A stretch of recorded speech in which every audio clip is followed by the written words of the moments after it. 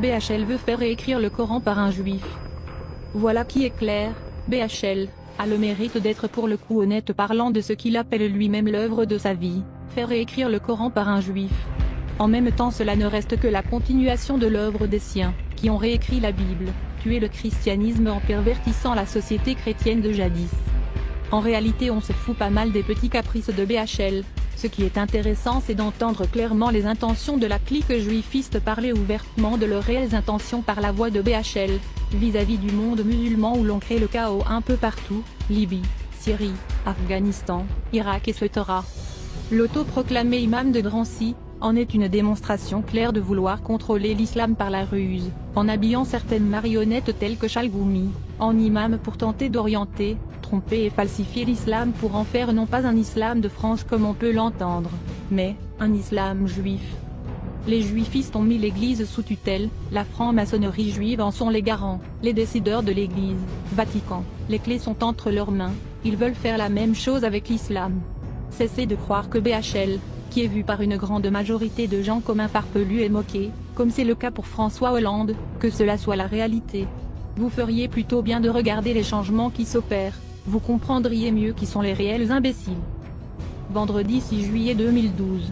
Le criminel de guerre et fervent partisan du Grand Israël, Bernard-Henri Lévy a déclaré qu'il souhaitait voir le Saint-Coran réécrit et, de plus, par un juif. L'information, qui est passée totalement inaperçue, a été diffusée par WikiBHL, un site dédié à ce chauvin partisan du sionisme.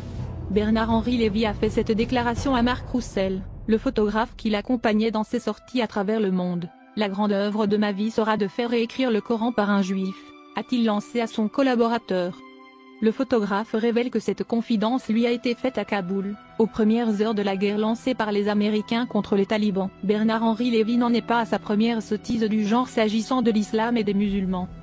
Dans un film réalisé à Al-Quds occupé, Jérusalem, il a invité les musulmans à s'inspirer de sa religion, voire à se convertir carrément au judaïsme. Ces dernières années, Lévy se montre particulièrement agressif contre la religion musulmane, alliant propagande anti-arabe, et action directe sur le terrain des opérations en Libye et en Syrie. Du statut controversé de philosophe, beaucoup d'universitaires lui renient cette qualité pour ses lacunes scientifiques. Lévy le criminel est passé à celui de prosélyte et de partisan de la violence.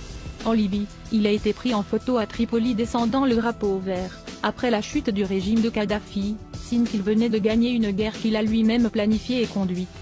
En Syrie, il ne cesse d'appeler les dirigeants occidentaux à une escalade militaire jusqu'à aboutir à une guerre civile dans un pays où on compte déjà 16 000 morts.